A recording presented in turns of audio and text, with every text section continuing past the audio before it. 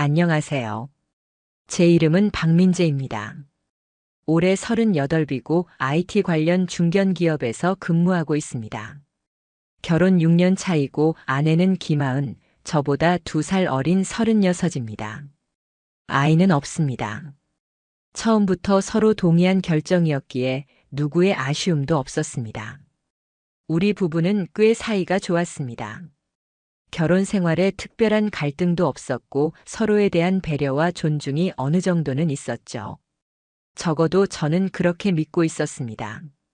아내는 프리랜서 그래픽 디자이너입니다. 대학 시절부터 그림을 좋아했고 결혼 후에도 가끔 외주를 받아 일을 이어왔습니다. 작업 특성상 야근도 많고 클라이언트와 미팅도 잦은 편이었기에 늦은 귀가가 드문 일은 아니었습니다.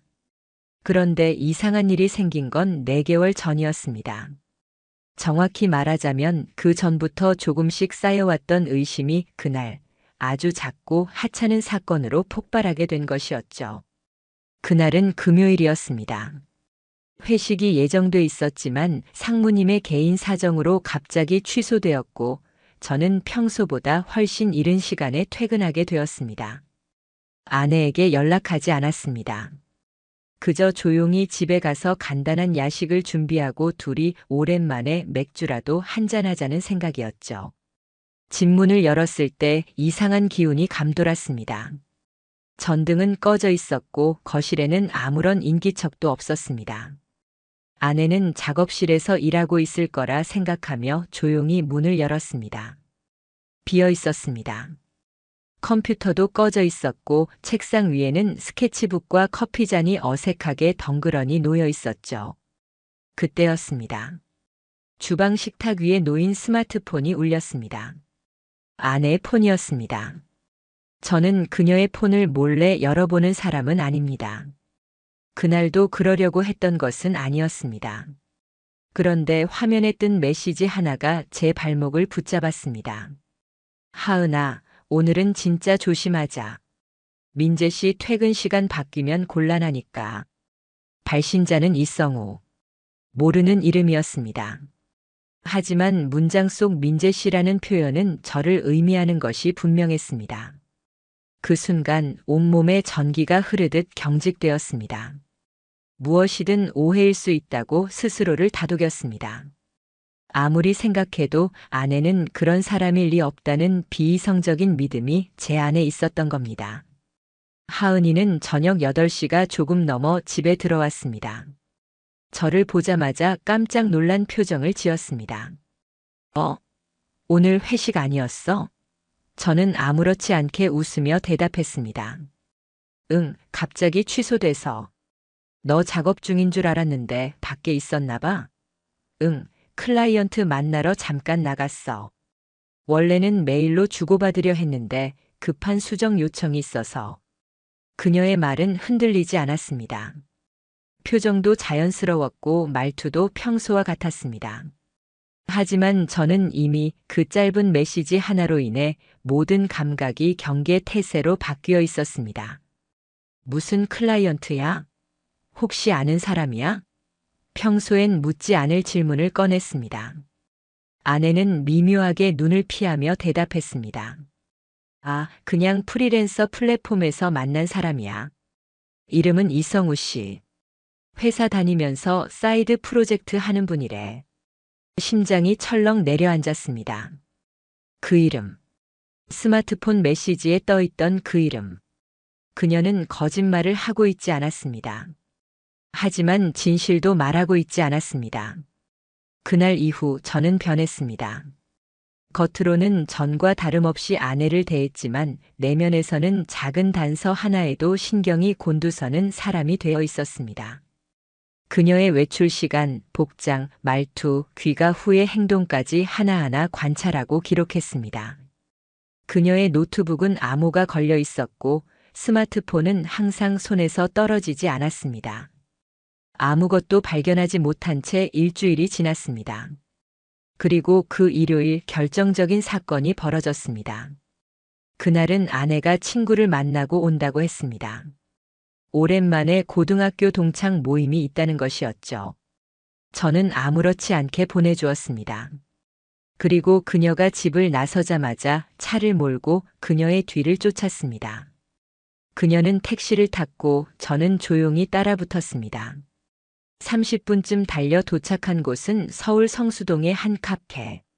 그녀는 그곳에서 누군가를 기다렸고 잠시 후 한 남성이 등장했습니다.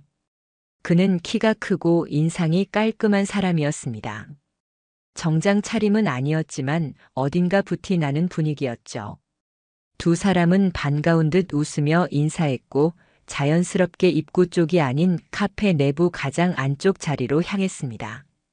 저는 유리병 너머로 그 장면을 멍하니 바라보고 있었습니다. 그녀가 제 아내가 다른 남자와 마주 앉아 그렇게 자연스럽게 웃고 있다는 사실을 받아들이기까지 꽤 긴 시간이 걸렸습니다. 두 사람은 약 2시간가량 그 자리에 앉아 있었습니다. 커피잔이 2번 바뀌었고 그동안 아내는 단 한 번도 휴대폰을 꺼내지 않았습니다. 모든 집중이 오로지 그 남자에게 쏠려 있는 듯 보였습니다. 나중에 영수증을 확인했을 때 그들이 주문한 건 바닐라 라떼와 아이스 홍차 그리고 디카페인 커피 한 잔. 그게 왜 중요하냐고요? 그건 하은이가 평소에 혼자선 절대 시키지 않는 음료였기 때문입니다. 그날 저는 아무 일도 하지 않았습니다. 다만 돌아오는 차 안에서 계속 스스로에게 되물었습니다. 설마 진짜 불륜일까? 혹시 일 얘기를 하는 걸지도 몰라. 친한 친구일 수도 있어. 하지만 아니었습니다. 직감이라는 건 때론 너무도 잔인하게 정답을 향해 달려갑니다. 그날 밤 저는 아내에게 아무 말도 하지 않았습니다. 그녀는 평소처럼 집에 돌아왔고 제게 미소 지으며 말했습니다. 오늘 친구들하고 수다 떨다 보니까 시간 가는 줄 몰랐어. 그녀의 그 한마디가 제 마음에 칼을 꽂았습니다. 그날부터 저는 증거를 모으기로 결심했습니다. 모든 퍼즐을 맞춰보기로요. 그리고 진실이 드러나는 순간 그 대가를 반드시 받게 만들겠다고 마음 깊이 다짐했습니다. 그날 이후 저는 매일이 연극 같았습니다. 평소와 다름없이 출근하고 퇴근하고 식탁에 마주 앉아 그녀와 저녁을 먹으며 미소 지어 보이는 것조차 숨이 막히도록 힘들었죠. 하지만 어설프게 감정적으로 행동했다가는 그녀가 흔적을 지워버릴지도 모른다는 두려움이 더 컸습니다. 제 아내는 생각보다 훨씬 철저하고 조심스러웠습니다. 휴대폰은 항상 손에 쥐고 있었고 샤워할 때조차도 욕실 문 옆에 내려놓는 걸 볼 수 있었죠.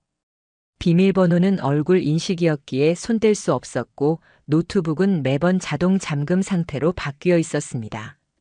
처음엔 막막했습니다. 이대로 그녀의 뒤만 쫓아다닌다고 실질적인 증거가 나올 리 없다는 걸 깨달았기 때문입니다. 그래서 저는 전문가의 힘을 빌리기로 했습니다. 지인 중에 한 명, 대학 시절부터 알고 지내던 녀석이 있었습니다. 지금은 사설 정보 수집업체에 근무하는 친구였죠. 평소 연락을 자주 하진 않았지만 이번엔 제가 먼저 전화를 걸었습니다. 혹시 불륜 추적 같은 것도 하냐? 잠시 정적이 흘렀습니다. 누가? 내가. 그래. 얘기해봐. 그렇게 저는 그에게 상황을 설명했고 그는 예상보다도 차분하고 빠르게 대응했습니다. 감정은 뒤로 밀어. 지금은 팩트를 확보하는 게 먼저야. 최소한 3가지 정도는 확보해야 해. 동선, 대화, 그리고 현장. 그의 조언대로 저희 집 내부에 소형 카메라를 설치했습니다. 정확히는 거실 책장 위에 작은 IP캠이 있었고 하은이의 작업실 쪽에도 블루투스 스피커를 위장한 녹음기가 들어갔습니다. 처음 며칠은 아무 일도 없었습니다. 아내는 비교적 일정한 루틴을 유지했고 외출도 크게 드러나는 행동 없이 조심스럽게 움직였습니다. 하지만 그 다음 주 수요일 저는 영상 하나를 확인하다가 멈춰섰습니다. 오전 11시 14분. 제가 출근하고 3시간이 지나고 난 뒤 아내가 전화를 받는 장면이 녹화되어 있었습니다. 응, 지금 혼자야. 그래, 오늘은 그쪽으로 갈게. 아니, 남편은 회식이 잡혔어. 걱정 마. 그리고 그녀는 노트북을 열고 웹 브라우저를 켠 뒤 지도 앱을 띄웠습니다. 그 좌표는 낯선 오피스텔 주소였습니다. 저는 즉시 그 주소를 기억해두고 정보 수집업체에 자료를 넘겼습니다. 이 오피스텔 누가 사용하는지 알아봐줘. 답변은 하루 만에 돌아왔습니다. 이성우, 40세.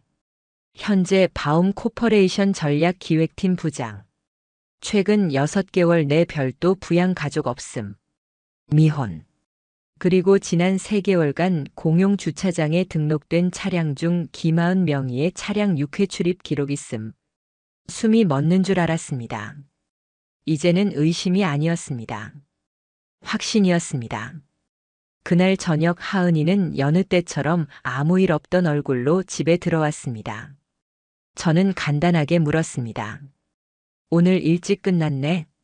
응, 클라이언트가 미팅 취소했어. 그래서 그냥 작업하다 말고 나왔지.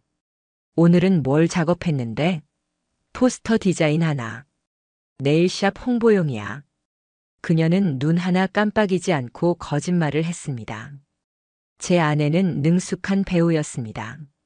하지만 저는 이제 그녀의 연기에 박수칠 마음이 없었습니다. 그 주 토요일 저는 출장이라는 명목으로 아내에게 하루 외박을 예고했습니다. 실제로는 외부 호텔에서 하룻밤을 보내며 그녀의 동선을 추적하기 위한 계획이었죠. 정보 수집팀이 차량 위치 추적기를 설치했고 그녀가 제 차를 몰고 나간 직후부터 실시간 위치가 지도에 뜨기 시작했습니다. 예상대로였습니다. 그녀는 바로 그 오피스텔로 향했습니다. 이성우의 이름이 등록된 곳. 그 주소 앞에서 그녀는 차를 내리고 엘리베이터를 타고 사라졌습니다. 그로부터 2시간 뒤 그녀는 다시 지상으로 내려왔습니다. 하지만 옆에는 그 남자가 있었습니다. 둘은 마스크를 쓰고 있었지만 서로의 눈빛이 전혀 낯설지 않았습니다. 익숙하고 따뜻했고 애틋했습니다. 그건 부부의 눈빛이었습니다. 하지만 저는 그 자리에 없었습니다. 일주일 뒤 저는 더 이상의 확실한 증거를 위해 작은 트릭을 쓰기로 했습니다. 아내가 샤워 중일 때 그녀의 휴대폰을 조용히 건드려 클라우드 백업 로그인을 시도했습니다. 비밀번호는 성공적으로 유추할 수 있었고 그녀의 메시지 백업 데이터에 접근하게 되었습니다. 그리고 그 안에서 지옥을 보았습니다. 성우 오빠, 오늘 그립다. 어제만큼만 또 안아줬으면 좋겠어. 민재는 눈치 못 채고 있어. 아직은 완벽해. 조만간 기회 되면 여행 가자. 제주도든 어디든.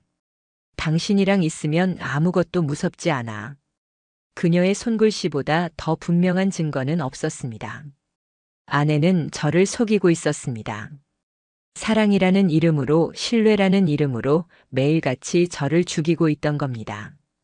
저는 감정의 파도에 휩쓸리지 않으려 노력했습니다. 이제부터는 그녀가 불륜이라는 단어에 무너질 수밖에 없도록 차근차근 정확하게 모든 판을 짜고 있었으니까요. 변호사를 찾았습니다. 증거를 정리했습니다. 녹취, 영상, 메시지, 위치 추적, 그리고 동거 의심 증거까지. 변호사는 말했습니다. 이 정도면 완벽합니다. 손해배상, 위자료 청구 모두 가능합니다. 상간자 소송도 가능하니 빠르게 진행하시죠. 이제 마지막 퍼즐만 남았습니다. 바로 그들의 현장을 직접 목격하는 것. 저는 계획을 세웠습니다. 그녀가 다시 그곳에 가도록 유도하고 그 남자와 함께 있는 장면을 제 손으로 직접 담을 겁니다. 그 순간 그녀의 거짓말은 끝나고 제 복수가 시작될 테니까요. 그날 이후 저는 매일이 연극 같았습니다. 평소와 다름없이 출근하고 퇴근 그날 아침 저는 아무렇지도 않은 얼굴로 말했습니다. 오늘 외근이 생겨서 하루 종일 밖에 있어야 할 것 같아. 아내는 관심 없는 듯 고개를 끄덕이며 대답했습니다. 그래. 그럼 나도 오늘은 아침부터 나가야겠다. 작업실 미팅 있어. 그녀의 말투는 변함없었습니다. 차분하고 부드럽고 거짓말을 하고 있다는 흔적 하나 없었죠. 그게 더 소름 끼쳤습니다. 저는 정장을 입은 채 집을 나섰고 하은이는 얼마 후 단정한 원피스를 차려입고 뒤따라 나왔습니다. 그녀가 집을 나선 순간부터 실시간 위치 추적이 시작되었습니다. GPS 장치는 그녀의 차량 하단에 여전히 붙어 있었고 저는 제 차를 몰고 조용히 거리를 유지한 채 뒤를 쫓았습니다. 도착지는 역시나 그 오피스텔. 성우라는 남자가 머무는 곳이었습니다. 그녀가 건물로 들어간 시간은 오전 10시 38분. 그 남자의 차량은 이미 지하 주차장에 들어와 있었고 정문 로비를 통해 입장하는 그녀의 모습은 너무도 자연스러웠습니다. 저는 차량을 근처 건물 주차장에 세우고 곧바로 준비해둔 장비를 들고 나섰습니다. 핸드헬드 카메라와 고성능 줌 마이크, 그리고 보조 휴대폰. 그 오피스텔은 층별 보안은 없었지만 출입구엔 공동 현관 패드가 있었고 이전 사설 탐정이 알려준 출입 비밀번호를 사용해 안으로 들어갈 수 있었습니다. 5층. 그곳이 성우의 호실이었습니다. 엘리베이터에서 내리는 동안 심장이 미친 듯이 뛰었습니다. 숨을 쉬는 것조차 버거웠고 손은 떨리고 발끝이 얼어붙는 느낌이었습니다. 그리고 문 앞에 섰습니다. 잠시 귀를 기울였지만 안은 조용했습니다. 하지만 저는 압니다. 지금 이 안에 제 아내와 그 남자가 함께 있다는 걸. 복도 끝 반대편 계단에 자리를 잡고 앉았습니다. 정면 문에 카메라를 겨누고 문이 열리는 순간을 기다렸습니다. 시간은 느리게 흘렀습니다. 10분, 20분, 30분이 지나고 오전이 지나가고 있을 무렵 드디어 문이 열렸습니다. 아내가 먼저 나왔습니다. 긴 머리를 묶은 채 정돈된 셔츠 차림으로. 그 뒤를 따라 성우가 나왔습니다. 그는 평소보다 편안한 복장을 하고 있었고 두 사람 사이에는 아무 말 없이 자연스러운 눈빛 교환이 있었습니다. 그리고 아내의 손이 그의 팔을 잠시 붙잡는 장면을 저는 정확히 포착했습니다. 그 순간 제 안에서 무언가 부서졌습니다. 단순한 의심이나 분노가 아니었습니다. 사랑했던 사람에 대한 신뢰라는 단어의 완전한 붕괴였습니다. 저는 조용히 촬영을 멈추고 다시 차량으로 돌아갔습니다. 심장이 쿵쾅거리며 요동쳤고 손은 아직도 미세하게 떨리고 있었습니다. 그날 저녁 저는 하은이보다 1시간 먼저 집에 도착해 있었습니다. 그녀는 평소처럼 열쇠를 돌려 문을 열고 들어왔습니다. 여보, 오늘은 좀 일찍 왔네. 그 말이 채 끝나기 전에 저는 그녀에게 말했습니다. 오늘 어디 갔다 왔어? 그녀는 살짝 당황한 기색을 보였지만 곧 미소를 지었습니다. 아까 말했잖아. 미팅 갔다고. 성우라는 사람 만나서. 그녀의 얼굴에서 핏기가 사라졌습니다. 정확히 그 단어, 그 이름 하나가 그녀를 붙잡는 족쇄처럼 작동했죠. 뭐? 이성우. 너 오늘 그 사람이랑 있었잖아. 오피스텔 502호. 오전 10시 38분 입장, 오후 1시 7분 퇴장. 하은이는 말을 잃었습니다. 그 눈빛은 공포와 불신, 그리고 무너짐이 섞인 표정이었습니다. 어떻게 그걸 그녀는 끝내 말을 잇지 못했습니다. 잠시 침묵이 흘렀습니다. 그녀가 말을 찾는 사이 저는 그녀 앞에 스마트폰을 꺼내고 직접 촬영한 영상을 재생시켰습니다. 두 사람이 나란히 오피스텔에서 나오는 장면. 그녀의 손이 성우의 팔을 잡는 모습. 그 영상은 말보다 더 강력했습니다. 이건 내가 한 거야. 나는 그저 너를 믿었을 뿐이야. 그런데 넌 날 바보로 만들었지. 하은이는 그대로 무릎을 꿇었습니다. 미안해. 진짜 내가 미쳤었나 봐. 저는 조용히 고개를 저었습니다. 지금 미안하다는 말은 의미 없어. 이미 증거는 다 모았고 변호사도 만나봤고 이제 널 용서할 여지는 없어. 그녀는 울기 시작했습니다. 하지만 그 눈물에서 저는 어떤 감정도 느끼지 못했습니다. 동정심도 미련도 없었습니다. 다음 날 아침 저는 그녀의 짐 일부를 거실에 꺼내 놓았습니다. 변호사 통해서 소송 진행할 거야. 너랑 성우 씨 둘 다 상간 소송 들어갈 거고 형사 고소까지도 고려 중이야. 제발 여보 한 번만 봐줘. 그 사람과 끝낼게. 진짜야. 내가 다 잘못했어.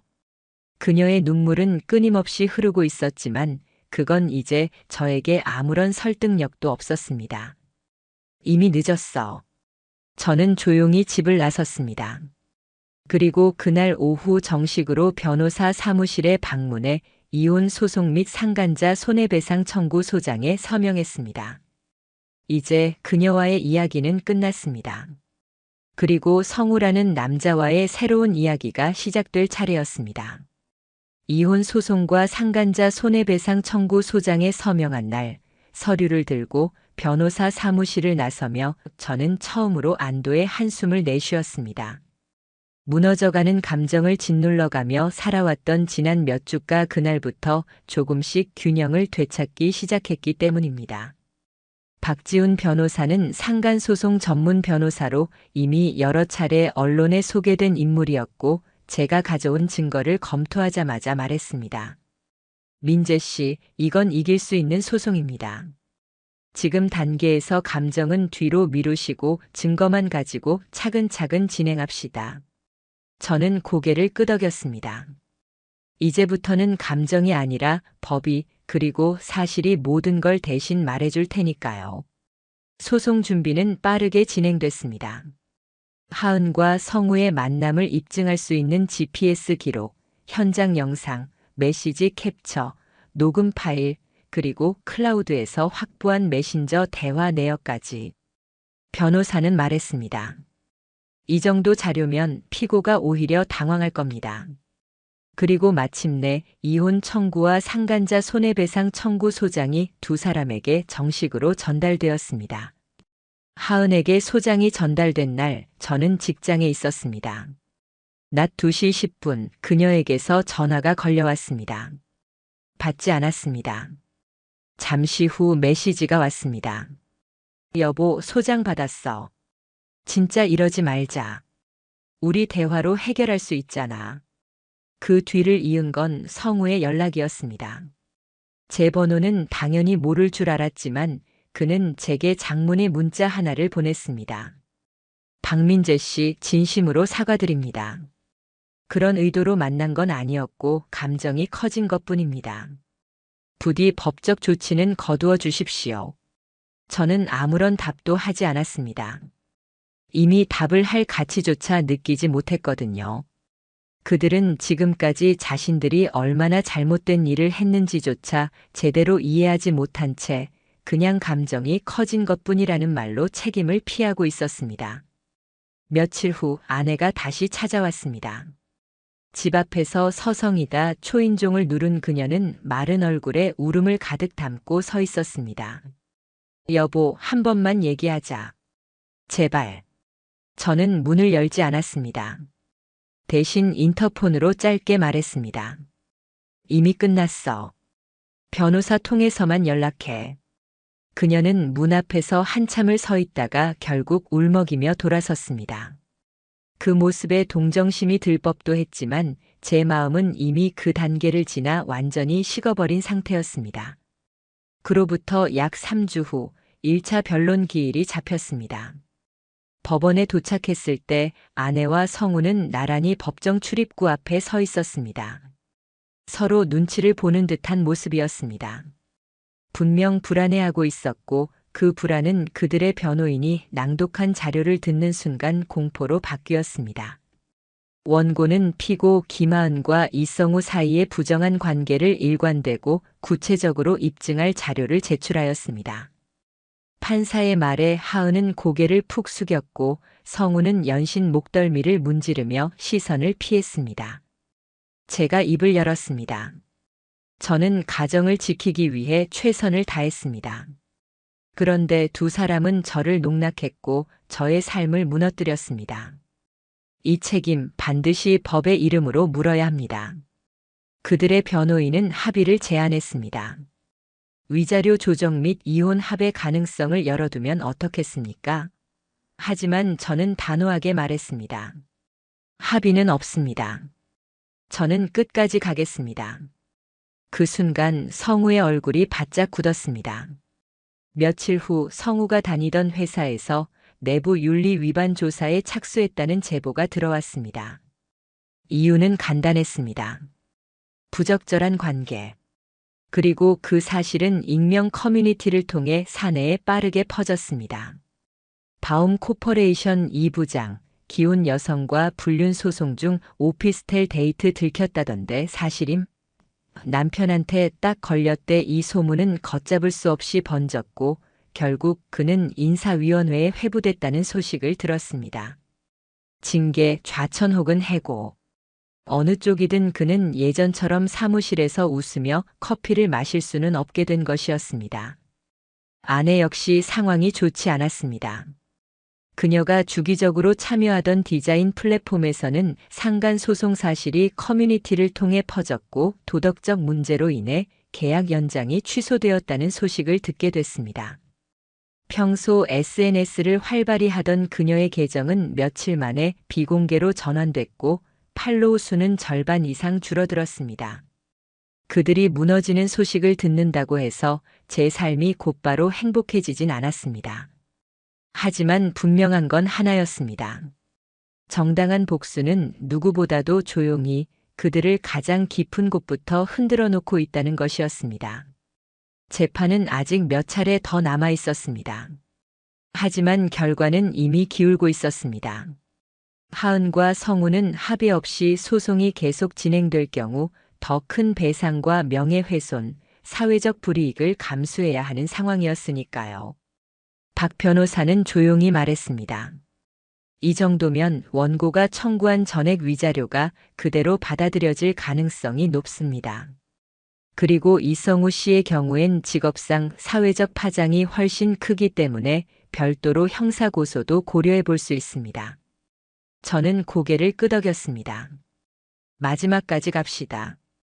이제 마지막 한 발짝만 남았습니다. 정식 판결 그리고 그 이후. 그들은 무엇을 잃게 될지 이제 막 깨닫기 시작한 듯 보였습니다. 하지만 전 알고 있었습니다. 그 대가는 아직 시작에 불과하다는 것을. 재판부의 판결은 생각보다 빨리 내려졌습니다. 모든 증거가 명백했고 피고 측 역시 본격적인 반박을 포기한 상태였으니까요. 최종 심리일 저는 법정에 혼자 섰습니다. 아내와 성우는 나란히 피고석에 앉아 있었습니다. 하지만 더 이상 예전처럼 나란한 눈빛은 없었습니다. 각자의 절망 속에 침묵한 채 그들은 무기력하게 고개를 숙이고 있었습니다. 재판장은 판결문을 읽기 시작했습니다.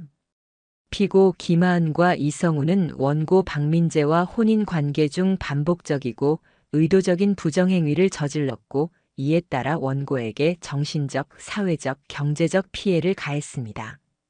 피고 김하은은 위자료 5천만 원을 원고에게 지급할 의무가 있으며 피고 이성우는 상간행위에 대한 책임으로 3천만 원의 손해배상금을 지급할 것을 명합니다.